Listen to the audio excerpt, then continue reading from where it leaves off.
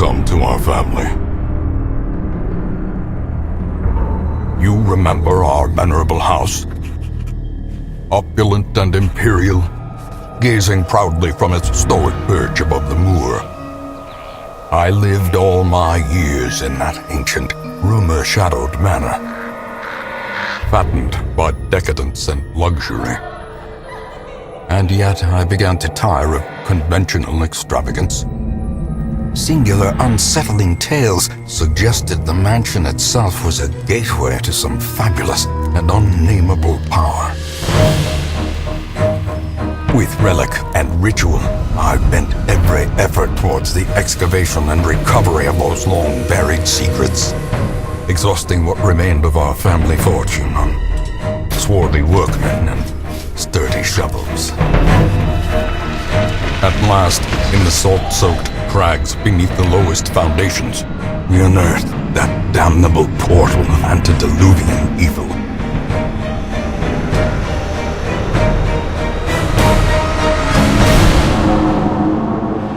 Our every step unsettled the ancient earth, but we were in a realm of death and madness. In the end, I alone fled laughing and wailing through those blackened arcades of antiquity, until consciousness failed me. You remember our venerable house, opulent and imperial. It is a festering abomination.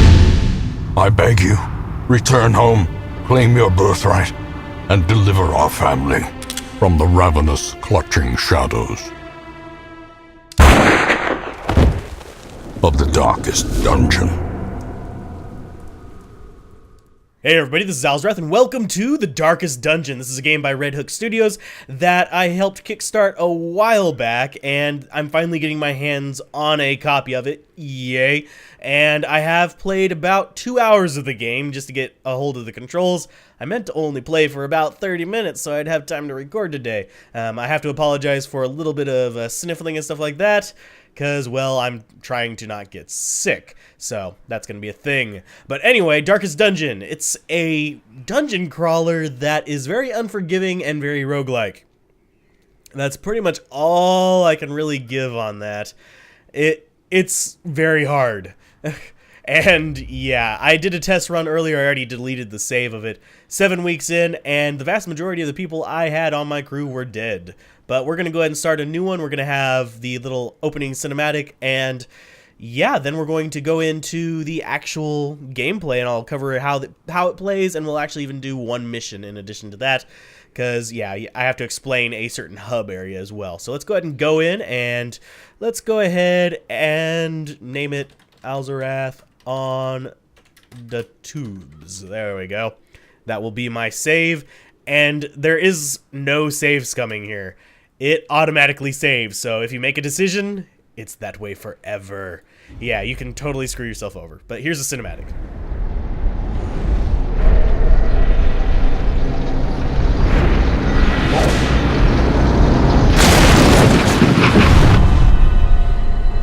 You will arrive along the old road. It winds with a troubling, serpent-like suggestion through the corrupted countryside, leading only, I fear, to ever more tenebrous places. There is a sickness in the ancient, pitted cobbles of the old road, and on its writhing path you will face viciousness, violence, and perhaps other damnably transcendent terrors.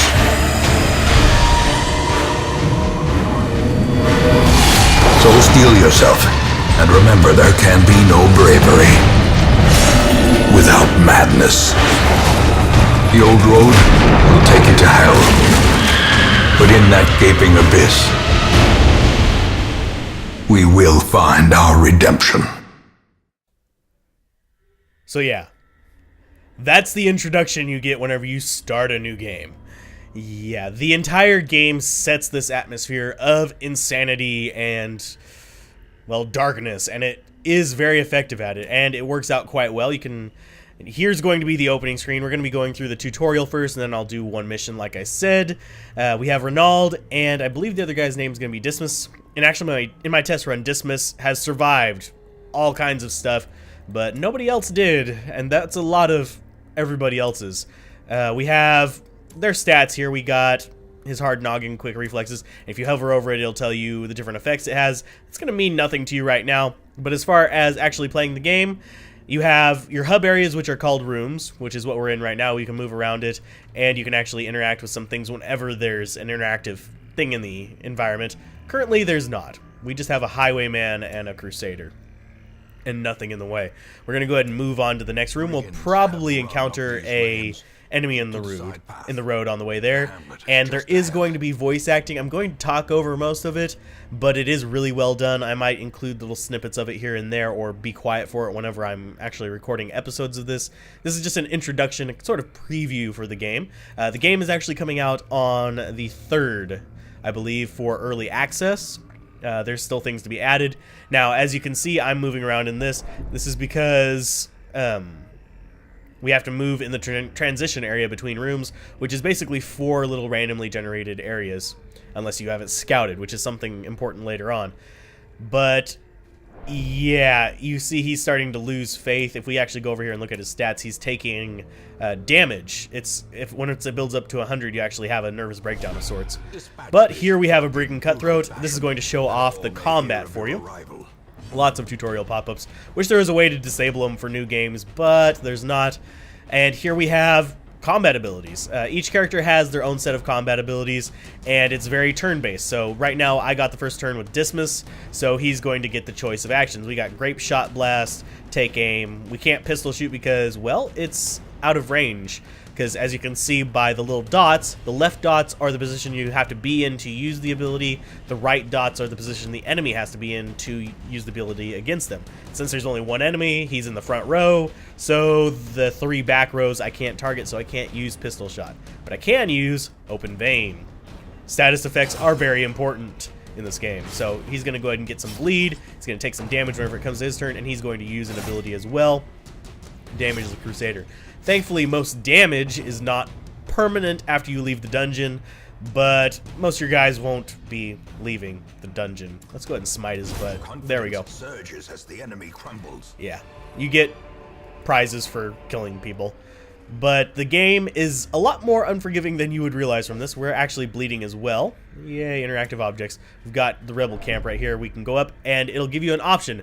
Not all of these are good. This game is very unforgiving. It is roguelike. You investigate these things. You can do anything from, in this case, we're going to find treasure. From finding treasure to getting status effects to having a mental breakdown. Quite literally. I have had characters blabbering on about tea parties and passing their turns randomly. So, yeah, things happen. Here's going to be a semi-boss battle. We're going to learn how to fight the bigger guys. Enemies can take up 1 or 2 slots. This guy takes up 2 slots. He's a brigand, and he has a lot more life than, say, the little guy in the back row. We can shoot the little guy, which I think is probably a good idea. Let's go ahead and... Actually, we'll grape shot both of them. Boom. Deal a little bit of damage. And he's going to target us. Oh, we dodged. That's the first time I've actually had it dodge right there. And that guy's going to point blank and resist and all that other stuff. Lovely. Let's see. Go ahead and stun the big guy. Boom. No, he resisted. Yeah, there's a lot of things you can do in this. Status effects are very important for keeping yourself alive. We need to kill this guy quick. Oh, please get out. Nope. Low end. RNG is very painful. But my experience with this game so far is, yes, it's very unforgiving and very, very painful to actually... Oh, we got bleed on him as well. Do we have anything in our inventory? No, we don't. Let's go ahead and we will... let's smite him. Not enough damage to kill him, but please give us our... Oh no, he's... Blanket fire is going to suck. Right? We might actually see the near-death mechanic pretty soon. Yuck. Oh, this is not good starting situations. We will shoot that guy, try to kill him. Did not successfully do it. Unfortunately, the enemy does... fortunately, the enemy doesn't have the near-death effect. But yeah, zealous accusation, no. Smite, no. Stunning blow. We can try stunning blow. Please work. Nope, he resisted it. We are going to enter near death with this guy this turn. Yeah, there it is. At death's door. This is a mechanic that I was hoping not to show off quite this soon. When your hero's health is reduced to 0, he enters the death's door mode, which means that if he gets attacked, yeah, they're going to die, and they also suffer a lot of penalties whenever they're like this. So blanket fire is probably going to kill him off. Oh, he survived. Death's door has a random chance of not killing you, so we're going to kill both of these guys. Oh, we killed one of them. Death's door, he avoids it barely. Let's... he's not going to die so readily. Let's try and stun him again. Still resisted it. He's going to keep doing his ability. Let's open his veins. See how he likes bleeding. Oh, nope, he resisted that as well. Yeah, you do need a bandage, but you're probably going to die today. Let's stunning blow him. Nope, he resisted. Last time I played through this, I actually had fairly decent results whenever it came to getting status effects on this guy. Apparently, I am not just doing that today. Let's go ahead and try to... Nope, he dodges. You are not my friend today. Let's kill you. And he resists again. This is just how it goes. And death blow. That actually just killed him off. I'm surprised he survived that many. We are down to... yeah, discretion is a better part of value. Valor, yeah. We don't I don't know where the retreat button is. I've looked around for it and I don't see it anywhere. So we are going to just go toe-to-toe with this guy and hopefully kill him. There we go. That's the first time I have lost a guy in the tutorial area. But that should tell you a little bit about how unforgiving it is. That you can lose a guy in, the tutorial area. And we got Blight. But it doesn't matter, we completed the area. So, yeah. that was very painful. We're going to get some items from this, thankfully, though. So we should be able to recover a little bit. Let's go ahead and click next. I think the way it introduces it is... Ooh, we got Fragile as well. That's really not good. He's going to start dying very quickly. And we got to return to town. Reynald did not even survive the tutorial. Lordy, lordy, lordy. But I have to say, I am addicted to this game, so I will be trying to create some more content, get used to commentating it, because this is a very odd one to commentate as well, because there's actually a lot of voiceover work that goes into it, because it is just amazing. Reynald met his end on the old road. Yuck. Get help. We are going to need help. Yeah, he doesn't want to go back. Oh, we actually have 3 in here. So it'll fill out our ranks. Must automatically cover up for that. So this one is one that you usually wouldn't see this earlier. Usually you'd have the first 2 characters, but apparently we end up getting a free Hellion here. A Hellion is a melee character that is basically a warrior you want in the front rows. We can upgrade the stagecoach to have more spots for people, which we want to do, and we want to bump it up so we can get more recruits as well each time. So, yeah, we don't want to be dying too quickly, and you'll notice that these little pips have filled up on Dismas, but they're not up on anybody else. This is not experience, this is stress. If your character is stressed out, yeah, they will start having mental issues. We're probably going to see that on our next mission. Don't see... Yeah, you're not going to be able to get in anywhere else. This is the town hub, basically. You can recruit guys here. You can train them up here in, like, the guild and stuff like that. You can get them better equipment. You can heal poor, like, status effects, like negative status effects. If I look at his status here, you'll see that he has Known Cheat and Fragile, which, yeah, are bad status effects, but later on we'll actually have the ability to get rid of those, so...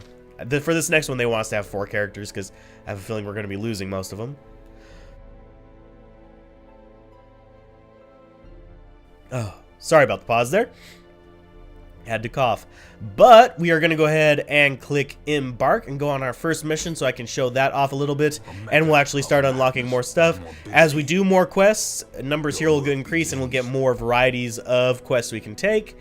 This first one's not going to be too bad. It's a short one, so we don't have to worry about camping, which I'll cover in another episode. But, yeah, we are not exactly going to be surviving super well. Let's get him into the third row. We have a healer. We have a couple healers, actually. I should cover their status screen, by the way. You have your active skills and your camping skills and your resistances and other stuff over here. Most important ones are the skills. You can see what the different things do. Breakthrough I haven't actually used, so I might experiment with that. But in camping, you actually have longer missions where you have to camp, and your characters will heal up a little bit and have the opportunity to give boosts. So it's very important to use those properly. But it reduces the stress, which is the thing that has those pips. If you come over here, you'll see that he has them right up here. Stress is 39 out of 100. So, yeah. Let's go ahead and close that. We're going to go into provisions, and it's going to give us a suggestion as to how much we want. 8 food and 4 torches. We can do that. 1, 2, 3, 4, 5, 6, 7, 8, and 4. And what happens is sometimes I'll overbuy and I'll end up running out of gold. And I have to go on runs with nothing and just try to get back a little bit of gold in the first few rooms, which really stresses your people out. Which is just a downward spiral that absolutely sucks. You have other items in here as well. You have a shovel, which will clear obstacles. Not going to need it quite yet. You have anti-venom, which cures poisons, blights, and stuff like that, which we'll see some of the effects of. You saw blight on the journeyman back there, so that's a damage over time effect. Same with bleeding, which is what bandages are for. Medicinal herbs are to cure diseases and maladies, which I haven't gotten yet, but I have a feeling they're probably going to be pretty similar to this, except probably with some stat reductions. Skeleton key I have not used yet. I haven't had a need to use it, but I have a feeling later on in the missions you're going to have to unlock stuff a lot, kind of reflected in its price. Holy water haven't had to use either. Probably works for recovering from certain status effects. And then torches. Torches are very important because when the dungeon is dark, your people will go crazy faster. So yeah, let's go ahead and grab an extra torch. And let's go up to 12 food. And we will embark. For this mission to be successful, we have to explore a certain amount of the ruins. So that's that can get very dangerous. Let's see. Yeah, this one's going to be, I think, a fixed design. If we go through this and down, these are randomly generated usually. So each time you enter a dungeon, even if it's the same quest, you'll actually have a different dungeon to go through. So let's go ahead and we will go down, move to that room, and start our journey. Random stuff on the ground? Sure, I will take it. Sack's contents are yours. We got some gold. I'm okay with that. Could have been worse. Has been worse before. So here's our character lineup. We're up against some other guys. These guys are going to be a little bit more threatening than the ones in the tutorial area. So yes, you can die horribly here. Illumination. We can choose any of the targets, and it'll tell us how much damage it'll do at least. It's a small giving thing there. Let's go ahead and we will take Bone Rabble down. He's going to dodge. Okay. So that was not good for us. Thankfully, we dodged in return. Let's see. Grape Shot Blast will actually target multiple characters. You'll see these little cross images between them. That means that it'll target all of them, which is what makes Grape Shot so nice. This guy can do it from most positions, but not all. Just the middle ones, which is usually where you'll want to keep him. So let's go ahead. Oh, there's the retreat from combat thing. Don't want to do that. Yeah, we'll just go ahead and shoot them. They dodged. Great. I am just not doing well with that. Let's go ahead and... Ooh, no. Let's hit some blight on him. They're not going to be hugely threatening, so... You're watching me in, like, my worst run so far. So, let's see. Breakthrough. What do you... Oh, it hits all 3 of them? Sure thing. Deal some damage there. We're gonna... Oh, we haven't taken damage either, so RNG is really weird in this game. There's some very drastic swings that can happen because of it. 2 damage there, but you'll see I get a lot of psychological damage from that. So that's one reason why those guys are a royal pain in the butt. Ooh, dodge guy. But if you kill some guys, you actually can get a healing to your insanity rating, or whatever you want to call it, which helps out a great deal. We're going to go ahead and stab them some more. And it'll keep you from going insane quite as quickly. But yeah, you're still going to end up going insane. And this is going to piss him off, I believe. Let's actually move him up. See if we can get some effects going on. Illumination, sure. Kill him, please. Thank you. Give them no quarter. Take all. Yeah. Lots of goodies to be gotten. And if you stand here, your torch will start to go down. You can see how much you have left by the bars on either side. I'm not going to use a torch just yet because, well, it'd be a bit of a waste. But you'll see me using them later as it starts getting darker and my people start going mad. All kinds of mad. Let's see. I should have gone towards the top one first. Would have saved me some torches. Torches, torches, torches. More enemies. This is like the most aggressive this game has been towards me, and I was already saying it's not very forgiving. Let's see. Let's go ahead and take out the bone soldier there. Amazing hit there with him. Graveyard Slash is very damaging, but thankfully he has good evade because he's one of the cloth characters. What do we have? We have Judgment, Healing. Wow, we have a lot of abilities to activate from the back with her. The first priest it gave me last time was actually a frontline priest, which uses a lot of melee skills, so that's why I stuck her there. I should have checked her abilities first. The clerics or priests or whatever they're going to call them are your primary healers. We'll incision on him, deal some damage. Are your primary healers, and you have alternate healers, like the witch doctor can heal, the occultist can heal. There's a lot of interesting things you can do with them. We'll break through again. We'll probably kill one of them at least. Yay. Yeah, gotta keep recovering that insanity roll there. Otherwise, you will regret it heavily. Let's take all that. We don't need the anti-venom. But since she's got a bunch of backline things, I'm going to go ahead and move her back to the... yeah, to the back. We'll move him... Yeah, we'll move him all the way back. Because she can use it from the back 2 rows. So Divine Grace is a healing, Judgment is a damage. So that works out.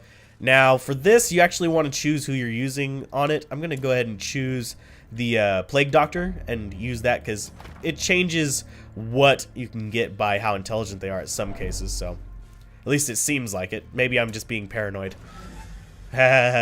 You'll see paranoid soon enough, people. Let's go ahead and move down. We'll take care of the bottom ones first. As you can see, it's starting to get darker. Yeah, I knew you were going to warn me about that soon. All you have to do is come in here and click it, and it'll boost the light a little bit. It's not going to bring it back up to full. It's not like a fresh torch. Let's go ahead and open that. Lock display cabinet. It's trapped. Blight. Great. Great. Let's go ahead and use that, since it goes away after you come back anyway. All those kind of things do. Yeah, we'll eat. A little bit of health recovery. Eating gives you your life back. Very important mechanic there. And do we have any enemies? Okay, it's going to go ahead and scout for us. Ooh, we got treasures and we got things up there. This is going to be a pain in the butt room, I believe. Let's go ahead and let's double up the torches. As you can see, we want to keep that relatively high. Didn't get anything really good to equip with them, but let's go with the dangerous one. We spotted the trap at least, so we can try to disarm that. Dull and uninteresting. Great, wasting time on it. It'll tell us how to do this. Just select a hero, then click on the trap to attempt to disarm it. Let's go ahead and go with Dismiss, because I trust him. Yay, disarming. We're going to end up running into like a boss here or something, and losing all of our party. Yep. Okay, this guy right here that I'm moving the mouse around is very dangerous. We don't want to let him stick around too long, but bleeding doesn't work on these guys because they are undead. So, yeah, it's very gross. We got a good hit on him, though, at least. And we are going to go ahead and... let's see if we can stun these guys in the back. Keep some damage from coming in on us. Yes! Finally, the status effects are working. Dead weight is going to move people around, so we got to be aware of that. Thankfully, it doesn't move them around in a position that's going to really hurt me that much. We can move her back and just have him start doing a lot of good... in just a minute. Breakthrough will deal damage to 3 of them. Yeah, I will take that. Deal as much damage to these guys as possible. We don't want people to die because I would actually like to keep some throughout. And I'm also going to end up having a situation where I want to start naming characters. Not going to do it at first. Because, well, if I do that at first and people start dying right off the bat, I'd feel bad. Let's see. Dazzling Light. Or Judgment. Let's go ahead and try to Dazzling Light the Bone Defender. Yes. Okay, he can't do heavyweight. We can do a breakthrough on him. This is going a lot better than it did last time, but it can change in a heartbeat. All it takes is one critical strike or one really bad mental malady. So, ooh, bayonet jab. That guy, you want to get the ranged guys to move up front, and you want to get the non-range guys to the back. That way they can't activate their best abilities. Let's go ahead and we will plague grenade the guy in the back, and he dodges. So my luck is not what it used to be. I'm gonna go ahead and take some more damage. Ooh, you guys are not being my friends today, but we are killing you off slowly. Let's go ahead and try a judgment on this guy, see if we can kill him. Yes! The most dangerous guy is now dead, so this guy can go ahead. We'll use battlefield medicine so he doesn't have a mental break from passing turns. And we can go ahead and open vein on this guy. It's not going to cause him bleeding, but it is going to knock him out of the battle. So. Ooh, agility talon. Bounty hunter is actually one of the character that died in the initial area, but it's a bounty hunter specific item. These go down here in these little bag slots. They give you boosts and various other things, so that's good. Oh, we can exit dungeon or we can keep exploring. Let's go ahead and keep exploring. No. Yeah, we want him to check it. It's trapped. Great. He resisted it, though. Do we want to explore more? We have 2 more areas up here. Yeah, let's explore more. I'll give you guys a bit of a look at what's going on with it. We can actually get a lot more done in this dungeon. Let's go ahead and eat. We got 1 more eat, and we got 2 more torches, so we should be fine to explore 100% of this dungeon. I don't know if there's any achievements for that or anything, but it would be interesting if there were. We need a little bit more torch. Okay. Nothing in here that we want. Now, sometimes whenever you pass by those things, you'll actually have characters that force you to look into it. They want to leave no treasure unturned. So, yeah, that can end very poorly. Let's go ahead and check it. Urn has nothing but ashes inside. Okay. We want to get as much treasure as possible on this run, if at all possible, because if we don't, it will suck for us. Even the cold we are going to lose life doing this. Okay. Boop. Okay. Hopefully there's not any enemies in here. Surprised that there was that blockade there. Usually there aren't. Do we have torches? No. We should be fine, though. This is the last little bit of the dungeon. So we can explore it, and yeah, we'll explore it with him. Oh, no. Mentally. Oh, geez. Yeah, these, that's not doing well. That's not good. We may, if we enter in here and get an enemy, that might kill us. Nope, no enemy. So we've cleared the entire dungeon. There is not an achievement for it. So let's go ahead and click to exit dungeon. You end up getting your rewards just like with the tutorial, and you get experience as well. So that's an important thing to keep track of. But your guys are stressed afterwards, so you're going to have to get more characters to keep them from getting as stressed. Now, these masks that I'm clicking will actually give you a bit of a boost or a negative. As you can see, tuckered out, reduced damage whenever he's there below 50% health, but gets an increased scouting chance, so that's always good. Fast healer, plus 10% healing, but in town will only pray for stress relief, so you get negatives as well.